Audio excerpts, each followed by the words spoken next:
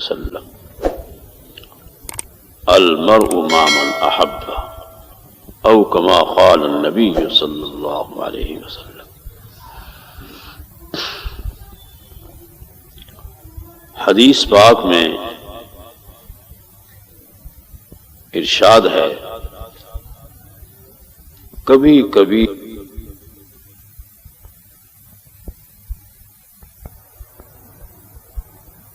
یہ ایک عام بات عرض کر رہا ہوں، کبھی کبھی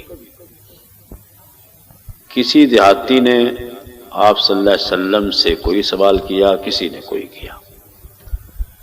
حضرات صحابہ کو تو اللہ نے منع کر دیا تھا، لا تسألوا عن اشیاء، تم کسی چیز کا سوال نہیں کر سکتے، کیونکہ یہ سوال کرنا جو ہوتا ہے بعض دفعے اس سے آدمی بے ادب ہو جاتا ہے۔ اس لیے تصوف کے اصول میں بھی لکھا ہے کہ شاگرد اپنے استاد سے سوال ضرور کرے تاکہ اس کے علم میں ترقی ہو، اور جو اس کا ایک دل میں تردد سا ہے وہ دور ہو، تشفی ہو۔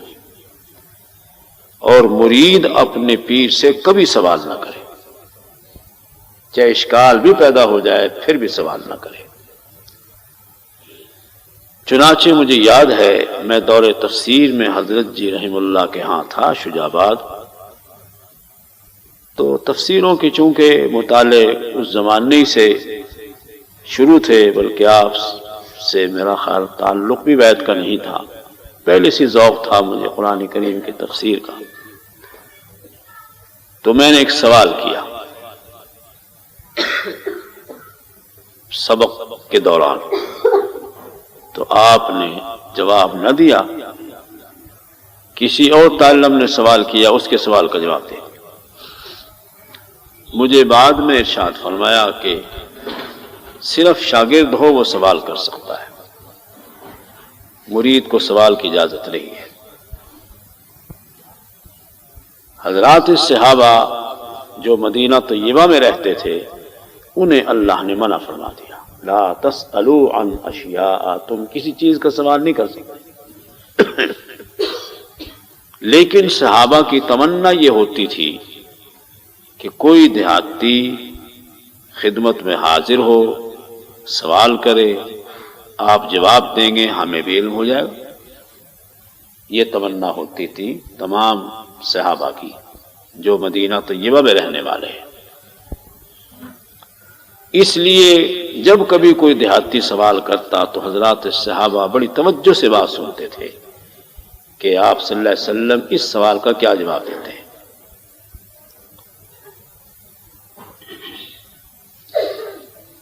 چنانچہ آپ صلی اللہ علیہ وسلم سے 3 آدمیوں نے سوال کیا اپنے اپنے طور پہ، سوال ایک ہی ہے، آدمی مختلف ہے، اور ہر ایک آدمی کو حضور اکرم صلی اللہ علیہ وسلم نے جواب علیحدہ دیا۔ ظاہراً تو عقل میں یہی بات آتی ہے کہ جب سوال ایک ہے تو جواب اس کا ایک ہی ہونا چاہیے، لیکن حضور اکرم صلی اللہ علیہ وسلم نے ہر آدمی کو سوال کا جواب علیحدہ دیا۔ آدمی بھی مختلف تھے، سوال ایک تھا، جواب بھی مختلف دیا۔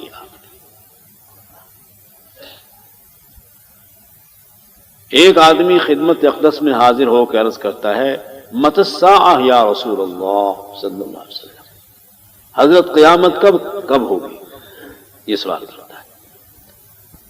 تو ایک آدمی کو حضور پاک نے جواب دیا کہ بھائی قیامت کب قائم ہوگی؟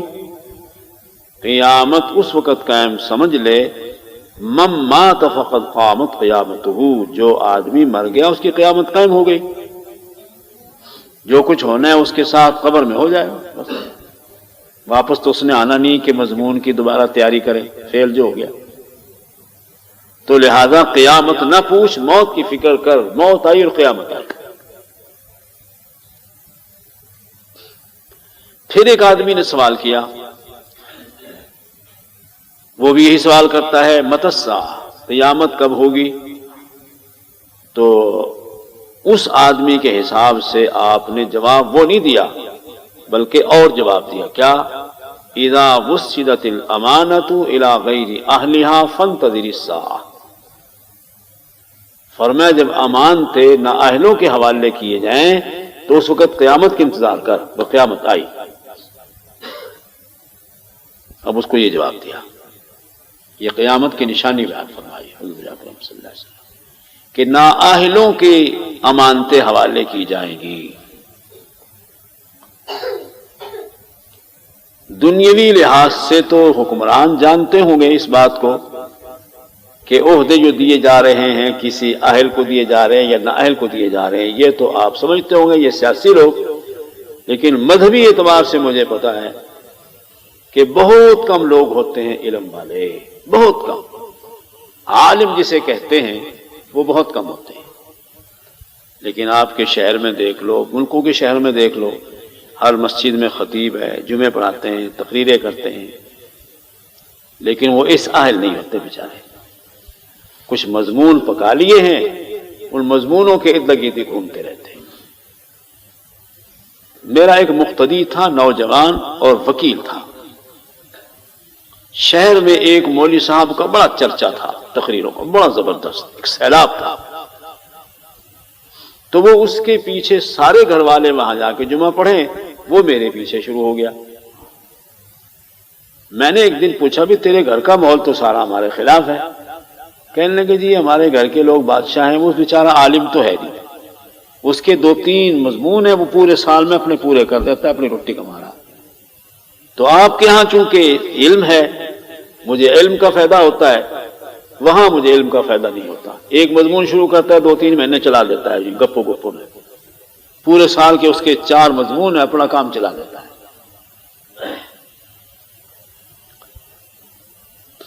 سمجھی بات؟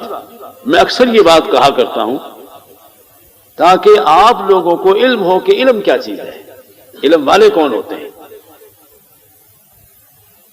مجھے کچھ پریشانیاں تھیں گہرولی، تو انڈیا میں اکابر جو ہوتے تھے بخاری شریف کا ختم کرایا کرتے تھے۔ جیسے یہاں رواج ہے نا قرآن کریم کے ختم کا، حل مشکلات کے لیے، وہاں چونکہ علم کا ماحول تھا، علم کا مرکز تھا، تو بخاری شریف کا ختم کرایا کرتے تھے۔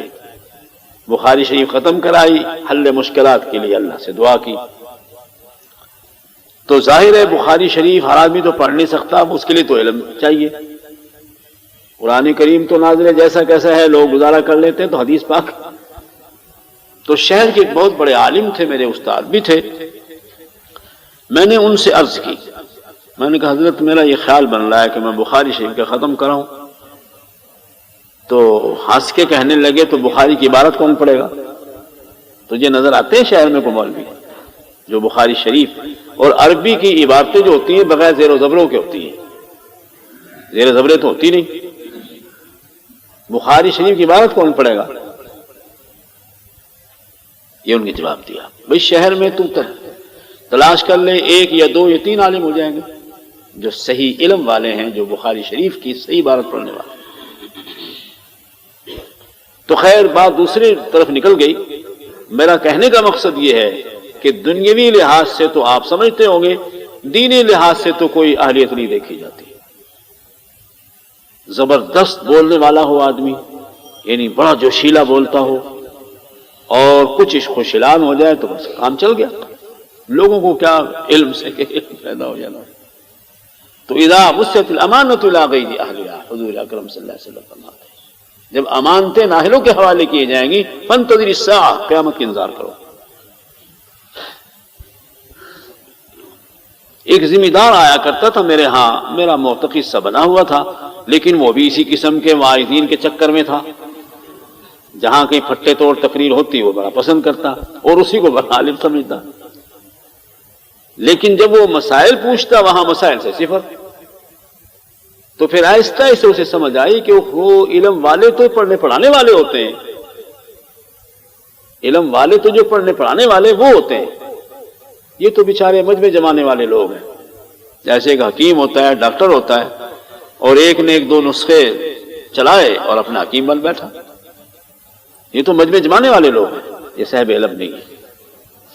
تو حضور اکرم صلی اللہ علیہ وسلم فرماتے ہیں اذا وسعت الامانۃ الی غیر اہلہا، میں نے کتاب میں پڑھا، بہت پرانی کتاب میں، ایک عالم پنجاب کے بزرگ بھی تھے، عالم بھی تھے، فرماتے ہیں کہ میں آج کل جہاد کر رہا ہوں جاہلوں کے خلاف، جہالت کے خلاف جہاد کر رہا ہوں پورے اپنے علاقے میں، کہ دیکھو جی سنت کے عالم نہیں ہوتے، رضالے شروع کر دیتے ہیں لوگ۔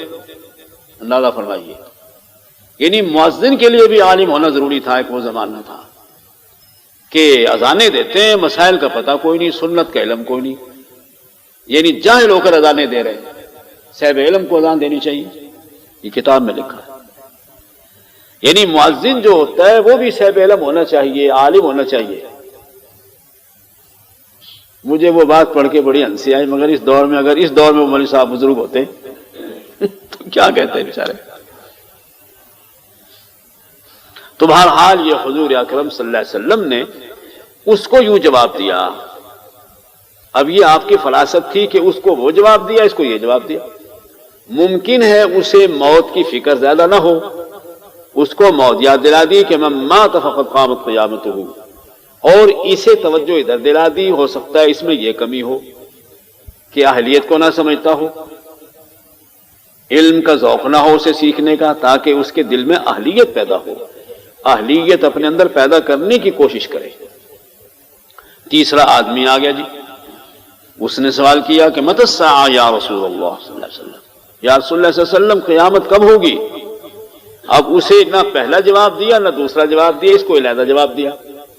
کیا فرمایا؟ ما اعددت لہا، تو نے قیامت کیا تیاری کر رکھی بھائی؟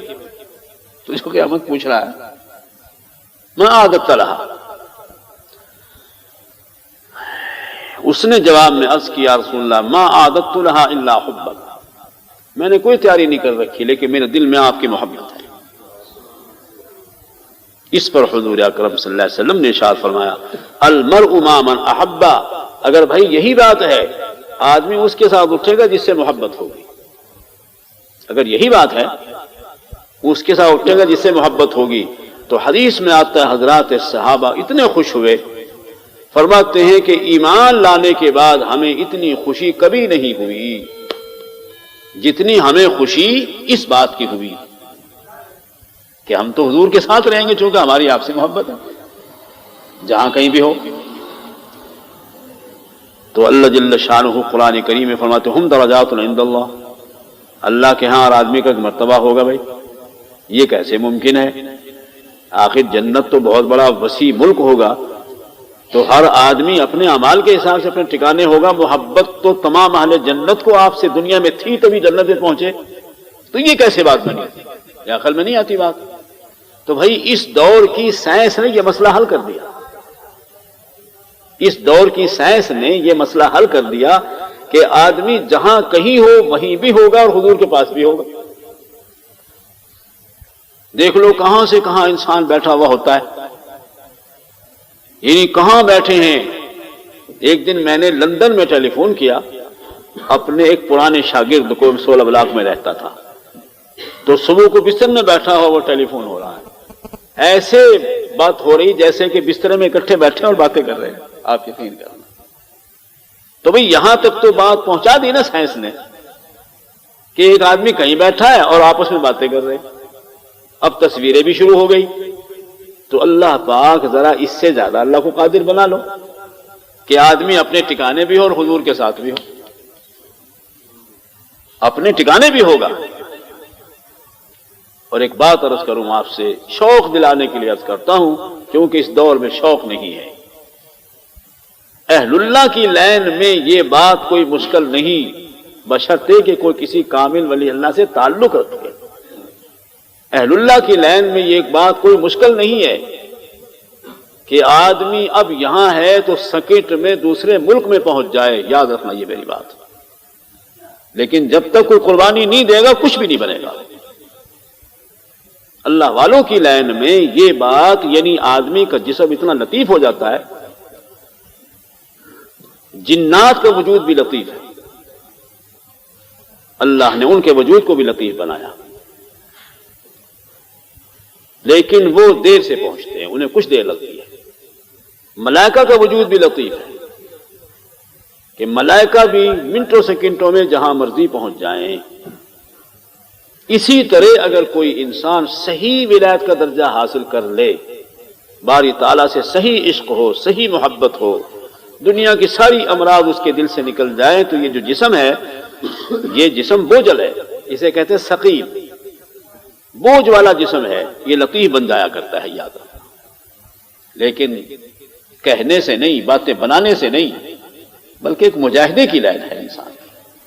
جب اس لمحے اس درجے پر پہنچتا ہے انسان،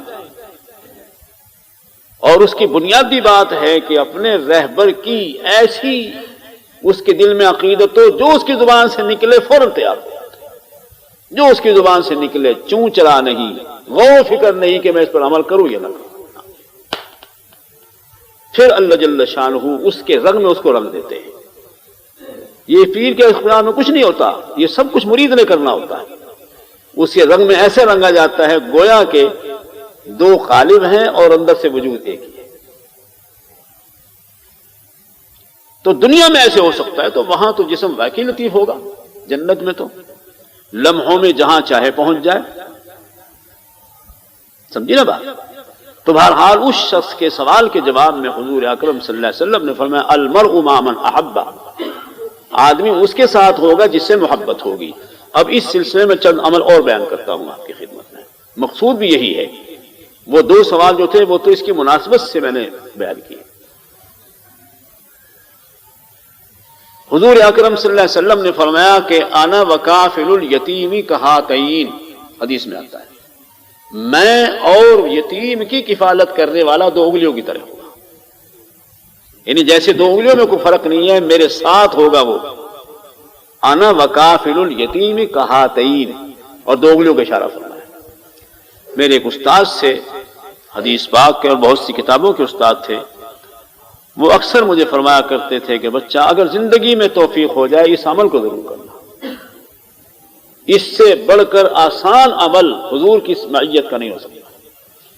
اگر کہیں اتفاق ہو جائے، لیکن مجھ سے نہیں ہو سکا کہ میں کسی یتیم بچے کو اپنے گھر کے تربیت کروں، چونکہ بچیوں والا گھر ہے میرا، یہ فرماتے تھے بچیوں والے گھر میں غیر بچے کو رکھنا مناسب نہیں ہوتا، ورنہ مجھے اتنا افسوس لگتا ہے کاش کہ یہ عمل مجھ سے ہو جاتا، کہ کتنی بڑی نعمت ہے۔ حضور فرماتے ہیں یتیم کی کفالت کرنے والا میرے ساتھ ایسے ہوگا جیسے یہ انگلی ہے، میرے ساتھ ہوگا، سبحان اللہ۔ اور حضور پتہ ہے کہاں ہوں گے؟ مقام محمود پہ ہوں گے، ان کو اپنے ساتھ بٹھائیں گے ایسے لوگوں کو، حضور اکرم صلی اللہ علیہ وسلم۔ یہ بات بھی ہو گئی، دو باتیں ہو گئی، ایک آپ کی محبت والی، ایک یہ عمل والی۔ ایک حدیث میں آتا ہے، صحابی کا نام مجھے بھول گیا، انہوں نے کوئی کام کیا وقت پر، یعنی پانی کا لوٹا بھرا یا حضور پاک صلی اللہ علیہ وسلم کے لیے یعنی استنجے کے لیے ڈھیلے لائے، بہرحال ایسے موقع پر کام کیا، حضور خوش ہو گئے، فرمایا سل ما شئت، مانگ کیا مانگتا ہے۔ یہ وقت کبھی کبھی آیا کرتا ہے، یاد رکھنا، کسی اللہ والے کا بھی یہ وقت ہوتا ہے، ہر وقت نہیں ہوتا۔ سل ما شئت، مانگ کیا مانگتا ہے۔ لیکن وہ سمجھدار آدمی تھا بھائی، ہم ہوتے تو مربع مانگتے، زمینیں مانگتے۔ فرماتے مرافقۃ فی الجنہ یا رسول اللہ صلی اللہ علیہ وسلم، حضرت جنت میں آپ کی معیت مانگتا ہوں، آپ کی سنگت مانگتا ہوں۔ حضور نے فرمایا نہیں، اب غیر ذالک، اور چیز نہیں مانگتا تم؟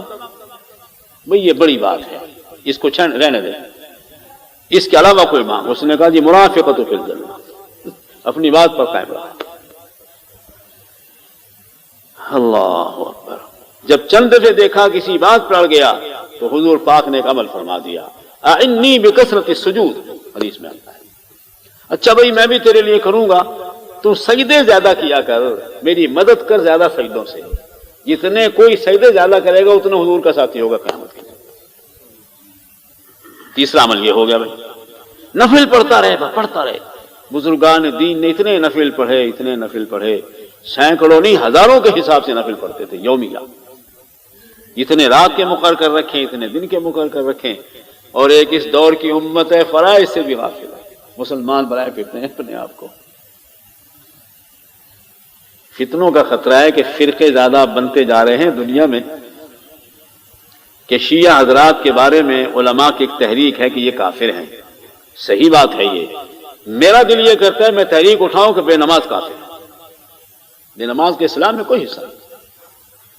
لیکن پھر شور اٹھ جائے گا, لگا کہ ایک فتنہ, ایک فرقہ اٹھے, ایک دوجا اٹھ گیا. سمجھی بات؟ تو حضور پاک فرما رہے ہیں کہ جسے میری معیت چاہیے کیا ہے, اسے نہیں فرمائی بلکہ ہر امتی کو یہ بات فرما دی, اعنی بکثرت السجود, میری مدد کر زیادہ سجدوں سے. یوں نہیں فرما دیا چل یار چھوٹ گئی بات, ٹھیک ہے بخشا گیا.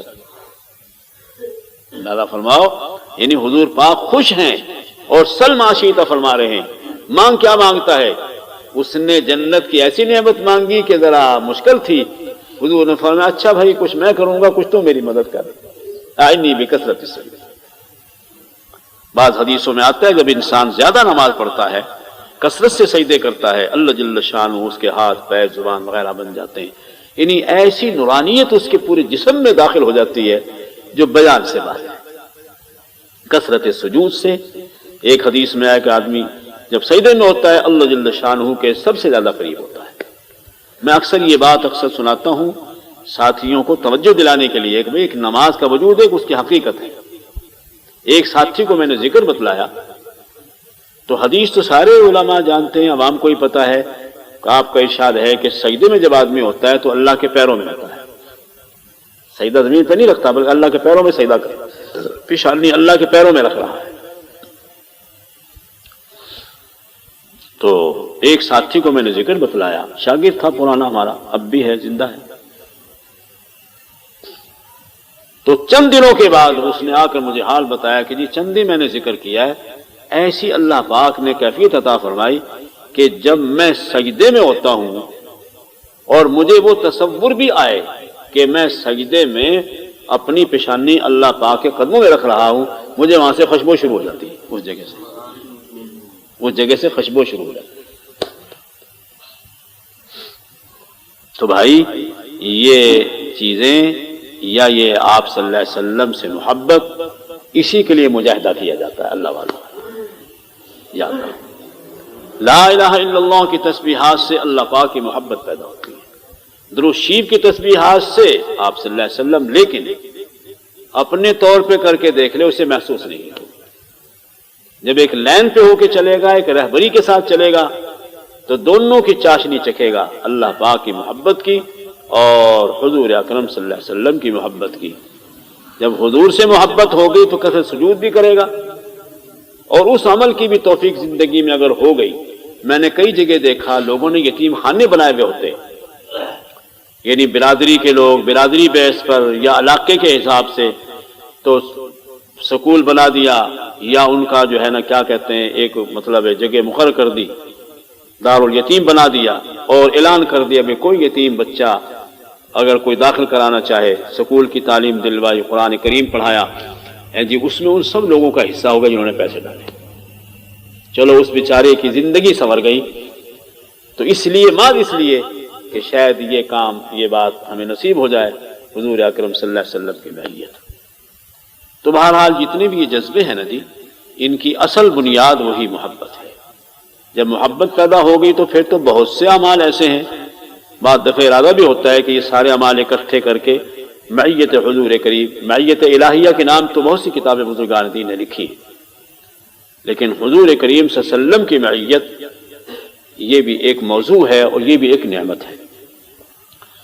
لیکن صرف جنت ہی میں نہیں بلکہ دنیا میں بھی نصیب ہو جاتی ہے. یاد رکھنا, دنیا میں اس کا یہ مطلب نہیں ہے کہ حضور پاک دنیا میں تشریف لائے اور آپ کے ساتھ ہو گئے, پھر تو وہی شرک والا عقیدہ بن گیا.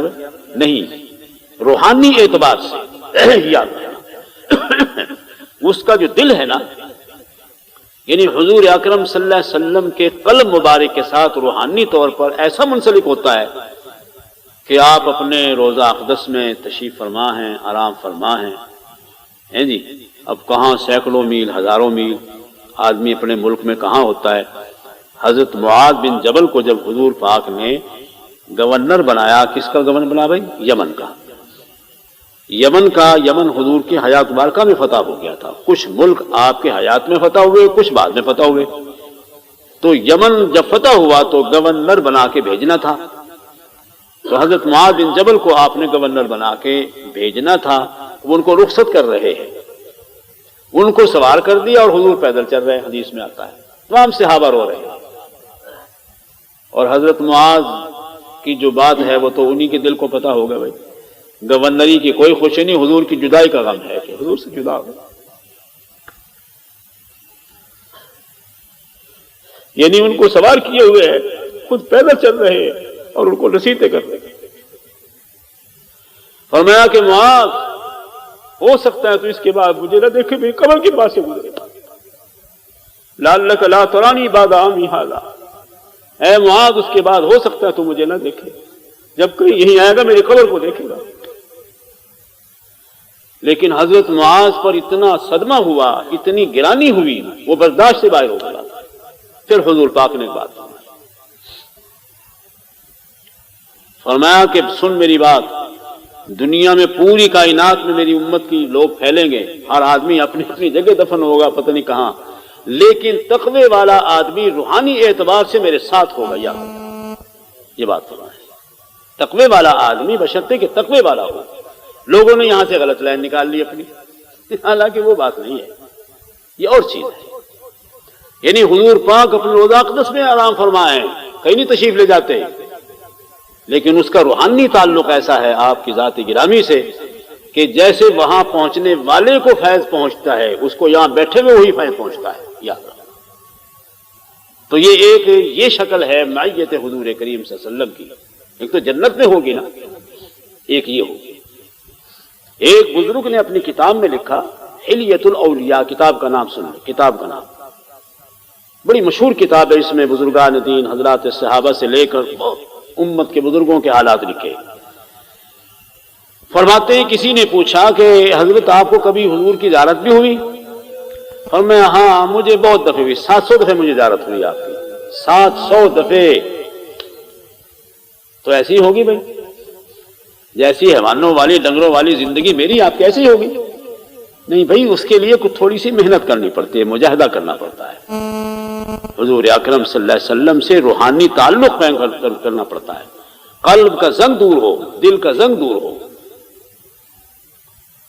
اسی طرح بیت اللہ ہے، یہ بات دوسری آ گئی، اگر قلب کی صحیح صفائی ہے، جیسے مدینہ طیبہ کا فیض آدمی کو ہر جگہ پہنچتا ہے، اسی طرح اللہ جل شانہ کے گھر پر بیت اللہ پہ جب انسان پر اللہ کی رحمتیں اترتی ہیں، بیت اللہ پہ اگر وہ حقیقت نصیب ہو گئی تو پھر دنیا کے جس خطے پہ ہوگا بیت اللہ کا فیض اسے وہیں پہنچے گا۔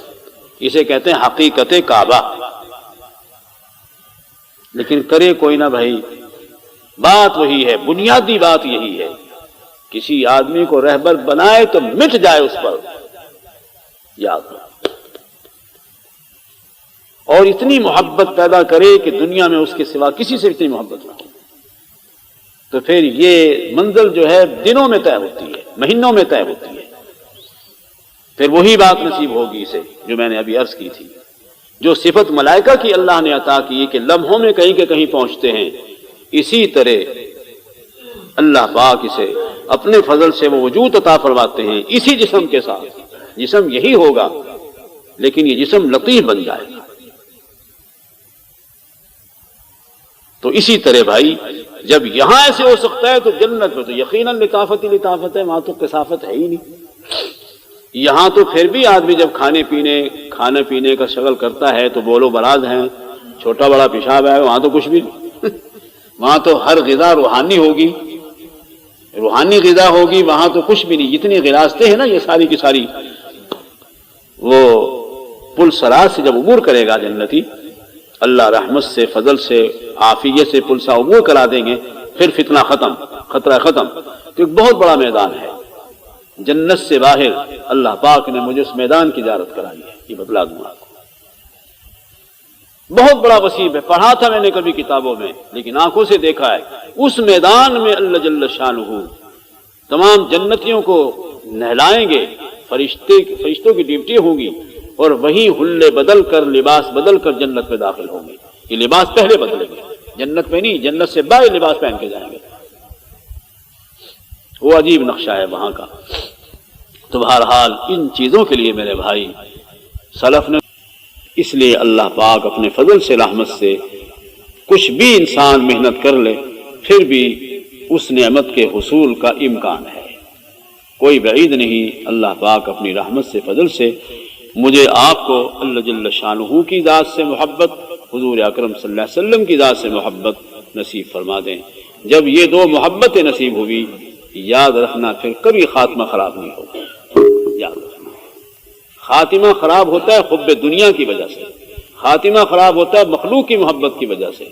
جب اس نے اپنے قلب میں دو محبتیں ڈال لی، باقی محبتیں ان کے تابع ہیں، یہ مطلب تو نہیں ہے کہ اللہ کی محبت اگر آ گئی تو آپ صلی اللہ علیہ وسلم کی آگے بیوی بچوں کا دشمن ہو جائے گا، ماں باپ کا دشمن ہو جائے گا، نہیں، پھر ان کے حقوق اس کے تحت ادا کرے، وہ بھی عجیب سی بات ہے۔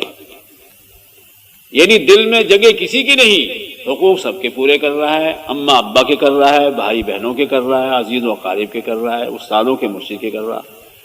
میں نے کتاب میں پڑھا، اللہ والے اپنے مرید کو لکھتے ہیں مرشد کی محبت بھی عارضی ہے، وہ بھی ختم ہو جاتی ہے، پھر شروع میں تو پیدا کرنی پڑتی ہے، لیکن آگے نہ استادوں کی محبت دل میں، نہ کسی کی بھی نہیں، اللہ اس کے رسول کی محبت دل میں ہے، بس سب محبتیں ختم ہو جائیں گی۔ یہ ساری راستے کی چیزیں ہیں، لیکن کوئی آدمی چھلانگ لگا کر جانا چاہے وہ کبھی نہیں جا سکتا۔ یاد رکھنا، چھلانگ لگا اگر ہوتی تو میرا مزاج بڑا گندا سا مزاج تھا، لیکن جب تجربہ کیا ہے وہ نہیں ہو سکتا۔ خواجہ باقی باللہ رحمہ اللہ ایک کتاب میں نے پڑھا، فرماتے ہوئے ہمیں کیا اعتراض ہے، ہمیں کیا تکلیف ہے، اگر کوئی آدمی براہ راست اللہ کو پہنچتا ہے، 1000 دفعہ پہنچ جائے، ہمیں کیا تکلیف ہے، لیکن ایسا نہیں ہے، یاد رکھنا، دھوکہ نہ کھانا، ایسا کبھی نہیں ہوگا، ایسا کبھی نہیں ہو سکتا۔ ہاں اگر کسی پہ اللہ مہربان ہو جائے تو ہمیں کیا اعتراض ہے، لیکن ایسا ہونا ممکن نہیں۔ خدا نے دنیا میں قاعدہ جو رکھا ہے، اسباب کا قاعدہ رکھا ہے، سنت باری تعالیٰ، عام طور پہ دنیا میں اللہ کی سنت جاری ہے، قدرت جاری نہیں ہے، قدرت تو کبھی کبھی دکھاتے ہیں۔ اس کی ایسے مثال ہے، ہمارے حضرت جی رحم اللہ کے بڑے خلیفہ ہیں، مدرسے کے چندے کے لیے تشریف لائے، یعنی حضرت جی کے مدرسے کے لیے، پھر میں بھی ساتھ رہا، جہاں کہیں بھی جانا ہوا، ایک مولوی صاحب کے پاس گئے، وہ بھی حضرت جی کے مرید تھے، لیکن بے وقوف بھی ہوتے نا بیچ میں، کیونکہ میں یہاں بیٹھا ہوں، کبھی میں کسی کے پاس چندہ لینے نہیں گیا، مجھے یہاں پہنچ جاتا ہے، سارا خرچہ پورا ہو جاتا ہے، آپ تو بزرگوں کے پاس رہتے ہیں، توکل آپ کو نہیں ہے، توکل ہونا چاہیے، توکل کا ثبوت دینے لگا۔ پہلے تو وہ خاموش ہو کے سنتے رہے، بعد میں بڑی پیاری سی مثال دی، ہنستے ہوئے کہنے لگا مریم نو پتر ڈھی گیا بغیر خامن دے، تے ساریاں کڑیاں اسے سارے تے بہ جانا، شادی نہیں کرنی، مریم نو جو ڈھی گیا پتر بغیر خامن دے، میں بھی ڈھی جا سی، تیری مثال تے مول صاحب اوے۔ اللہ کے بندے، بعض آدمیوں کا ایسے حساب ہو جاتا ہے، لیکن اللہ کی سنت نہیں ہے، یہ سنت باری تعالیٰ وہی ہے کہ حضور پاک نے بھی چندے مانگے، بھئی عورتوں ہوگا صدقہ دو، حضرات صحابہ کو جنگوں میں فرمایا ابھی لاؤ، جنگ میں جانا ہے بھائی، سواریوں کا انتظام کرنا ہے، فاصلے کا انتظام کرنا ہے، حضور پاک نے کیوں فرمایا؟ اس لیے کہ نظام دنیا یوں ہے۔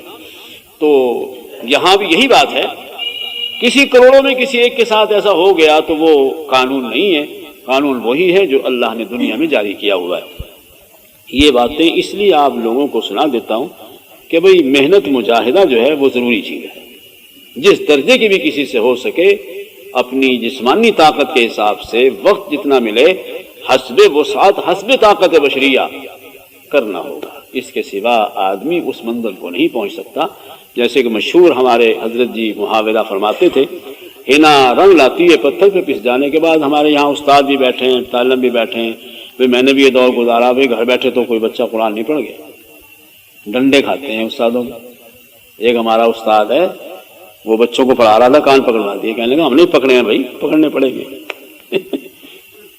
تو یوں گھر بیٹھے کوئی آدمی ولی اللہ بن جائے، گھر بیٹھے عالم بن جائے، گھر بیٹھے بغیر محنت کے، ایسے نہیں ہے، خدا کی سنت ہی نہیں۔ حضرت تھانوی رحم اللہ کے یہاں ایک آدمی ہے، حضرت دعا فرماؤ میں حج پہ جا رہا ہوں، فرمایا بھی پیسے جمع کرنے شروع کر دے، تھوڑے تھوڑے پیسے بچا، جب اتنے پیسے ہو جائے میرے پاس آ جانا، تیرے ساتھ آدمی بھیج دوں گا، بمبئی کے رستے ٹکٹ لے کر تجھے جہاز پہ سوار کروں گا۔ میری دعا میں یہ طاقت نہیں ہے کہ تیرے سارے کام کر دے، کہ دعا کرتا رہوں اور وہ دعائیں تجھے سوار کر کے وہاں پہنچا دے، پھر واپس بھی لے۔ مذاق نہ بناؤ، دعاؤں کے بھی اصول ہوتے ہیں۔ تو بہرحال یہ چند باتیں ذہن میں